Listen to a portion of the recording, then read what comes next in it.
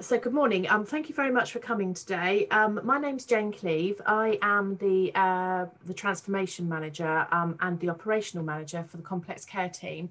And my colleagues and I have come here to tell you a bit more about our team today and what our plans are for the future. So the people that will be speaking to you today will be Chris Edler, who's our quality and clinical lead. Obviously myself, I'm the operations manager. Lucia Wareham, who's also our clinical lead. And Vicky Waterman, who's our brokerage manager, and she'll be telling us a bit more about how we broker and what services we can offer. So next slide. So as I said, the aims for today's event is for us to introduce ourselves to you, because we've some of our other colleagues do a meet and greet from our SEN team, and we thought that this is something that we would very much like to get into because complex care is quite a niche market. We only have about 116 children across Hampshire. So it's quite a very small cohort that we deal with. So we wanted to get to know our families a little bit more, what their issues are, what their barriers are, and what we can do to sort of help going forward. We would really, really like your input into this. We are about to do some more market engagement, and we are looking to bring together a framework which will be looking at providers that would hopefully provide domiciliary care to a lot of our families. We're halfway along the road for this at the moment. It's probably about to go out to procurement or to tender to see who would like to join our framework. This is something that we're really passionate about at the moment. The majority of our packages at the moment are just purchased individually, but we would like to be able to bring it together onto a framework so we can make sure that we've got all the quality issues and we can do all of our contract managing that we would need for it to be a good quality service that we're providing of all our families through our packages of care. Let's go to the next slide. So I'll hand over to my colleague, Chris Edler, who's going to tell you now a little bit more about the complex care team through the quality side and the operational side of our team. Chris? Hi, my name's Chris Edler. I'm the quality and clinical lead for continuing care. Just before I go into this breakup of the team, just to clarify, we cover Hampshire, Southampton, the Isle of Wight. At the moment, Southampton City have a separate team, but we cover quite a large area for children with complex healthcare needs. So we're aware there's a lot more children who have complex social care needs who might not be open to continuing care. So this presentation is more aimed at children who have met the NHS continuing care eligibility criteria. So our complex care team has evolved over the last 18 months and grown. And we have a group that cover more of the clinical and quality end of the team, which I lead on. And our role is within ensuring quality and consistency of referrals and assessments. Also, two of the nurses do assessments if there isn't a lead health professional involved, and will complete the reviews. We work in partnership with the professionals who are leading around the child's needs, and will attend some of the multidisciplinary meetings.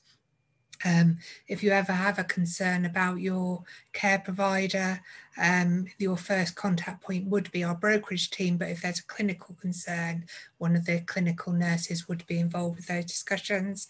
And we're always wanting to hear the positives as well as the challenges that you're experiencing. Within our team, we also have the operational team, and that includes the brokerage team, and they are Vicky and Grant, who would be sourcing provision, having the meetings with the providers to ensure they're meeting the needs, and working alongside Jane to develop the new provider framework to ensure we have a good amount of choice around providers. We also promote the use of personal health budgets, whether they be through the CCG Commissioner Care Provider or parents holding the money themselves to employ their own staff, which again the brokerage team would work closely with the family, and the clinical team would ensure the clinical quality and governance over those packages of support. We go to the next slide, Jane. This is our our team. So you'll see one arm goes down to the brokerage team from Jane and the other goes down to the clinical quality team. And we do have a second post, which is just about to be filled. So when there's a need, Lucia, Liz or Vicky, who's our new nurse, would attend meetings to support ensuring the complex needs of children who are met, who meet our criteria. Similarly, Vicky or Grant might attend a meeting from the point of view of brokerage and ensuring the package is working for the family and if anything needs to change. If we, Lucia, did you want to introduce yourself at this point? Yeah, hi everyone. So like Chris said, my name's Lucia Wareham and I'm currently the acting clinical lead for children's continuing care. So you'll probably see me in some meetings that are taking place, any SIN meetings, CLAR reviews, discussions about accessing school or nurseries, just supporting the CCNs, or actually if you don't have an identified CCN, then you might see myself. And any sort of problems from a clinical matter, of course, you're more than welcome to get in contact. Thank you, Lucia. And Vicky, would you like to introduce yourself at this point? Hi, I'm Vicky Waterman. I'm the Children's Continuing Care Brokerage Manager. So the referral will come across to myself and to Grant once the child has been deemed eligible for funding. And then you might see me pop up in an occasional meeting to discuss your package support and how that's working for you. Thank you, Vicky. If we go on to the next slide, Jane. So the clinical team works in a multi-agency way with our partner agencies, which could be education, safeguarding team, children with disability teams. We also work very closely with early years to ensure the children with the most complex health needs are able to access nursery and school. We ensure all the clinical governance of not only the assessments, but also the providers providing the care and support, and also the direct payments when the parents are the budget holders. We work very closely with the local authority around our reviews and our eligibility assessments. And a lot of our packages of support are joint with the local authority. So whether that's health and social care or health, social care and education on some occasions. Our team, as I've already said, will complete some of the assessments and reviews, but most of the time they will be led by the children's community nurse, who would be your lead professional in the community.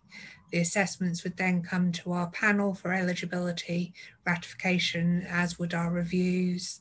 And we are working on having a joint funding panel to ensure that we are able to make funding decisions in a timely manner that are across health and social care, as well as the ones that are purely health funded.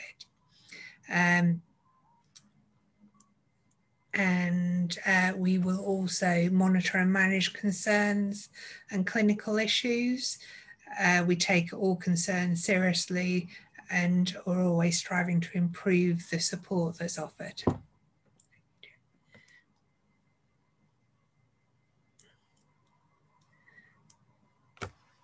And over to Vicky for the brokerage.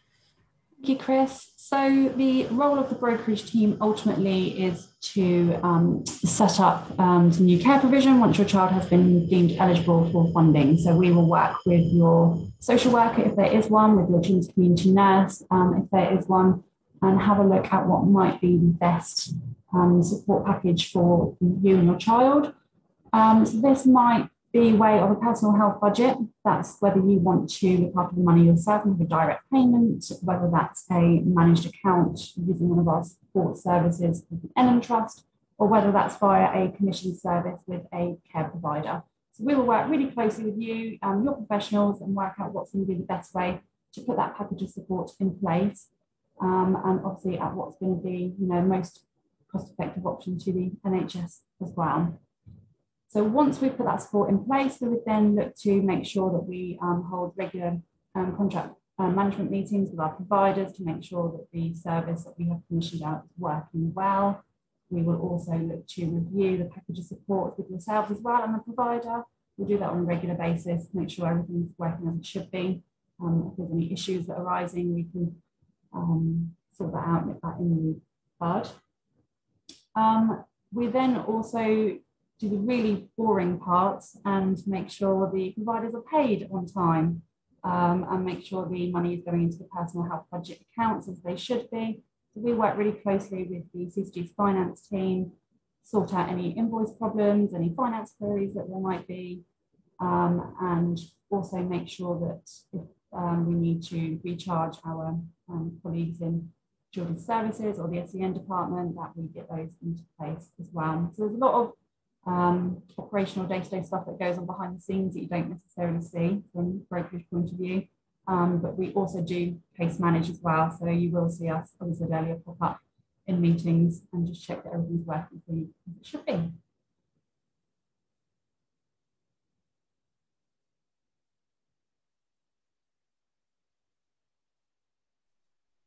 Take myself off mute. So yeah, that's back to me. At the top of the workshop, we spoke. I spoke really quickly about the care market project that we are currently undertaking. We obviously realised probably about 18 months, 2 years ago, that the current care provider market was quite fragile. So we were looking at ways that we could work with our colleagues across Hampshire and the Isle of Wight, including the councils, just to see how we could work to stimulate and stabilise the market, and also see how we could invest in that market and help it grow. So we have started a board which is now looking at how we are going to go down that road, from the point of deciding what we would like our service to look like to the actual point of delivery and mobilisation. The whole time is probably going to take us the best part of 2 years. It's something that we want to do once and to do it properly. So we are taking our time.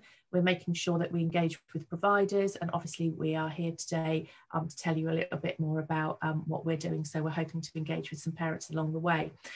So we were lucky enough to have a parent representative join our board back in November 20. She has a child that has been part of the complex care cohort probably for the last 4 or 5 years.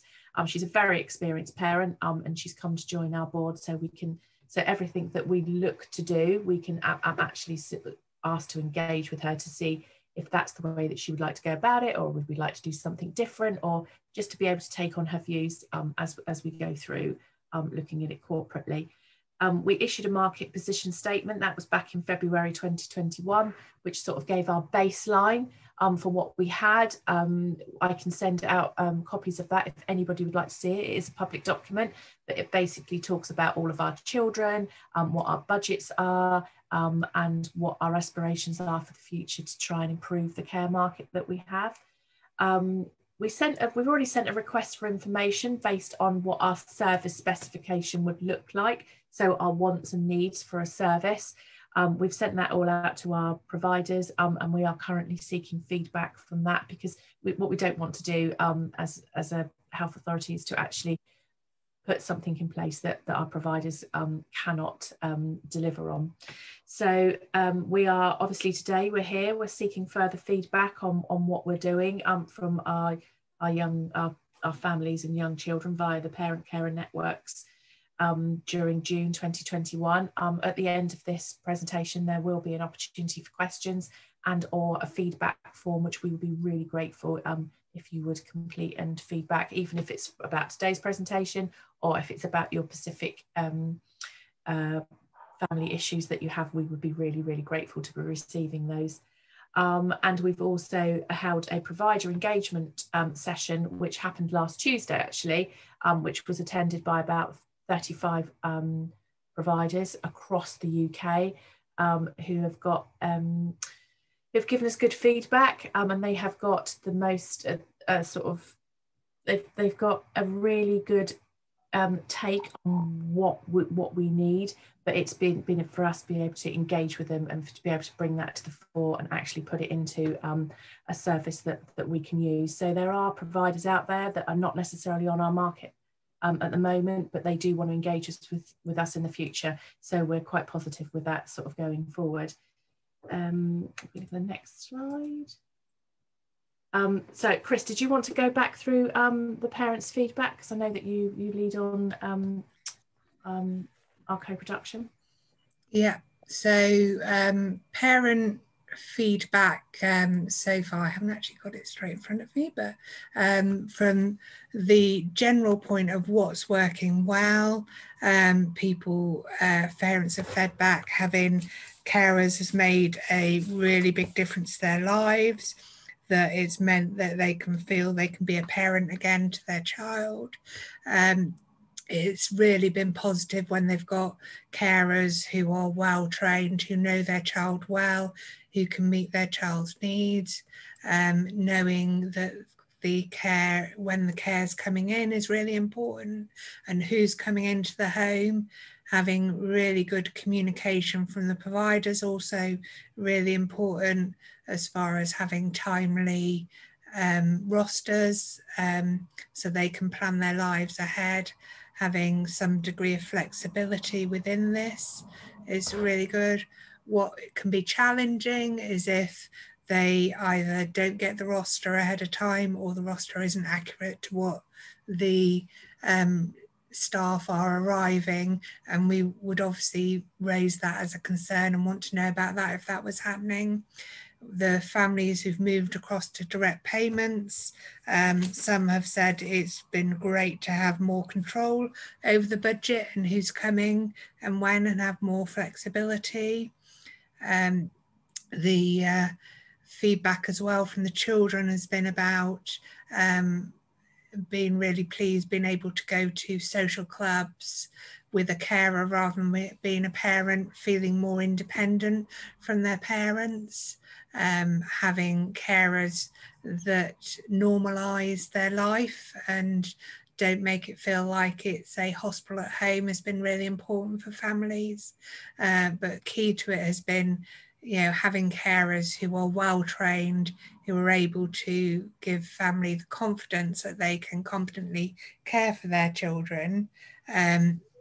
They're also utilising support into early years, while early years staff have been trained, has been really positive feedback.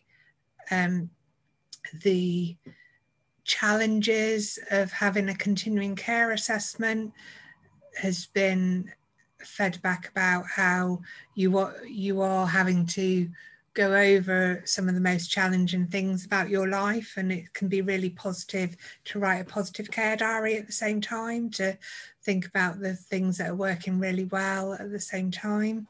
The other thing we've set up is a co-production group through PEP, who if anybody's interested in joining, if they email us at the end, and there is a questionnaire that's gone out to all the families. So if you haven't received it, let us know, or it may have gone into your junk mail. I think some of the questions that families might ask are, what happens if I have a shift that's not fulfilled? And what we would always say is the provider needs to make reasonable attempts to fill that shift at the time. If they can't, they need to offer the hours at a different time. And if there's more than a consecutive shift unfilled, we would need to know about it. That we recognise that there's quite a few different transitions families go through. So when you first go home, the support you need might be very different to what you need a few months later. And again, it would change when children are transitioning to nursery and then school. So it's always remembering that we're there and the CCNs there are to relook at what the needs are as your journey carries on. Jane, was there any questions you thought the parents might ask? I'm on mute. Sorry. I think the parents. I think the majority of the parents are. It's about training. I think is probably the big things that they would ask. And I think also consistency, which obviously we don't have the care market's not where we would like to be, so we are working on consistency. But I think parents would probably be very interested to find out a bit more about training, especially new parents that are very new to this, about how training is undertaken and stuff like that. But I think, you know, that's something that we could talk about maybe in a different session. Yeah, and that's quite involved, isn't it? Yeah, and we're obviously updating our personal health budget leaflet at the moment, which will go out for circulation. But I think one of the other key things is that you can have a mixed budget. You can have part of your provision as a care provider and part of as a personal health budget with direct payments that can either go into separate bank account that you hold or into a managed account, and that we do jointly commission Enham across Hampshire for both health and social care children and adults to support families with personal health budgets, so support with the employment and the contracts for employees and all the rest of it. So we are very keen that any families who do want to join our co-production group or join different areas as they come up, that we would, you know, we really want to develop the service in partnership with families. I've got some questions, Jane. If you wanted to stop sharing that slide, and then we won't be quite so tiny. Oh, there we go. That's a good one to leave up there for a minute, though, maybe. Is that one all right for a minute? That's a good one to put down for a minute. Funnily enough, one of my questions was, what training do you look for in carers? Because I think it is one of those things as a parent that you know, you want to know, don't you, that whoever you're handing your child's care over to, that, you know, they've done everything you can do to make sure they're going to give them the best possible care. Okay, so I've got some different questions coming in. A really basic one: what age are the children and young people that qualify for the support from the complex care team? So that would be 0 to 17 years of age. So we stop at their 18th birthday. Okay. So they would be under a different framework from 18, which they'd need to be assessed for. And they can make a referral to there from 17 years of age. Okay. And what are the criteria for receiving support from the complex care team? So we have a framework that they would be assessed against, and that has 10 domains that go from breathing, communication, eating and drinking, medicines, psychological, seizures, challenging behaviour and mobility, and they would be assessed across each of the domains, then assessed across their general needs across it. So it is a national framework, so we are tied to those descriptors, and they go from no additional needs to priority. So it would depend on how many highs, severes or priorities they would score, and then their overall need. So part of the assessment is that they would have an unmet health need. So you would expect all the usual services that are commissioned to be accessed. So this is almost, if you think of a pyramid, this is about the cream on top. So okay. This is the bit after you've accessed all the universal stuff that everybody gets, like GP, the specialist and the targeted stuff. So it might be an epilepsy nurse, it might be a children's community nurse or a physio, and it's what's left at the end of it. And by the nature of it, it's NHS continuing care. So you've got an ongoing, your child's got an ongoing care support need that needs additional funding on top of what's already been accessed. Super, thank you. I've got a question. If you have an issue with my current provision, who do I talk to about this? Is that one of those contacts on the screen now? Yeah. So if it's about the provider, we would ask them to go to the brokerage email. Okay. But either are fine. We're a small team. If they've sent it to the complex needs one, that's fine as well. So we tend to say any child-specific email generally goes to the complex needs email, but the brokerage team have since set up the brokerage one specifically for package setups. Super. How can parents feed into your current tender process? Jane?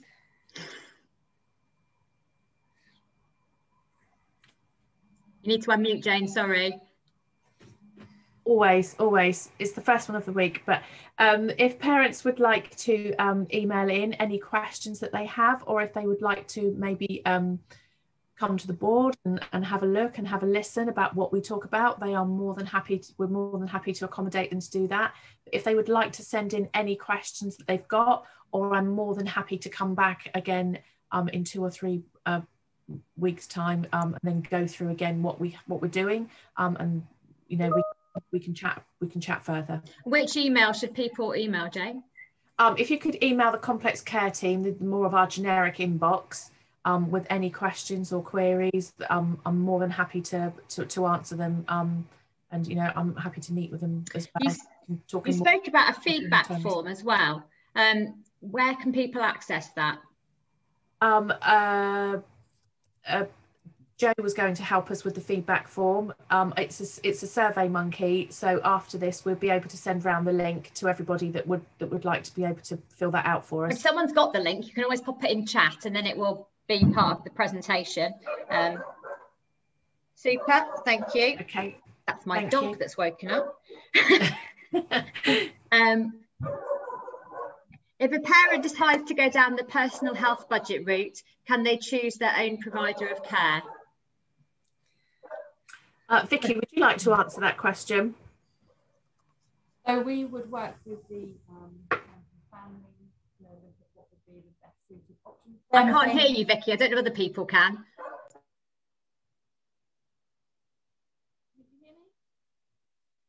No, she's really disappeared now. Can't hear you at all, Vicky. Grant, could you answer this question?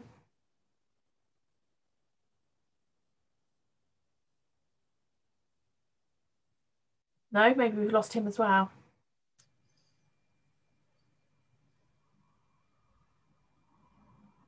Let me just see. Oh, that's a bit better, Vicky. Yes, go. Can you hear me now? Again, yes. Okay, so we would work really closely with the girls and child or young person. You're fading in and out again. Better, can you hear me? Yeah. I think it may be that you need to be right in front of that microphone. It's coming and going. Had a preference for a particular provider, we would work with you to see if that's a provider that we've used before. We do have a process that we have to follow. We can't just go and pick a provider out of thin air. We need to make sure that we've done some checks on them first to make sure that they are accredited. They are with Ofsted. So we would need to do some checks first, but we could work with you. Say if there was a particular provider you wanted to use, what we want to do is, for you to be involved in the care support the whole way. We don't want to be choosing it for you. We want you to be involved. Super, thank you. And the final question I've got is how do you as a team work with education settings? That might be one of those far too big to answer here questions. I could answer that one. So we, rather than working with individual education settings, we will often work at a step remote or be part of the meeting rather than leading. So we have one of the Senko leads attend our health panel, and also I meet with them separately so that if there's a funding need around education setting, we will discuss that from the point of view of supporting education settings to have children with complex health needs. Most of that's led by the health professionals around the child. So that might be an epilepsy nurse providing some specialist child-specific training. So we would tend to meet with the senior managers to make sure funding's not a barrier to a child getting into school, rather than being actually directly dealing with that access. We'd meet regularly with the senior CCN leads to make sure that the CCN teams are supporting the access to education. Super. Thank you, Chris. That's covered all the questions I think that I've had here. Was there anything you wanted to add, Jay? No, I think we've covered it off, everything that we wanted to say today. But if anyone's got any queries or questions, please do not hesitate to email us in. We can give you a call back if it's easier to talk over the phone. We really do want to sort of provide a service as absolute best we can. We always want to put the family and the child front and centre of everything we do. If another session like this would help, if anybody's got any topics that they would like us to discuss in more depth, then we are more than happy to do that, because we would really like to be able to engage with our children and family that are out there. But thank you very much. Thank you. What I'm going to do, James, is I'm going to stop the recording.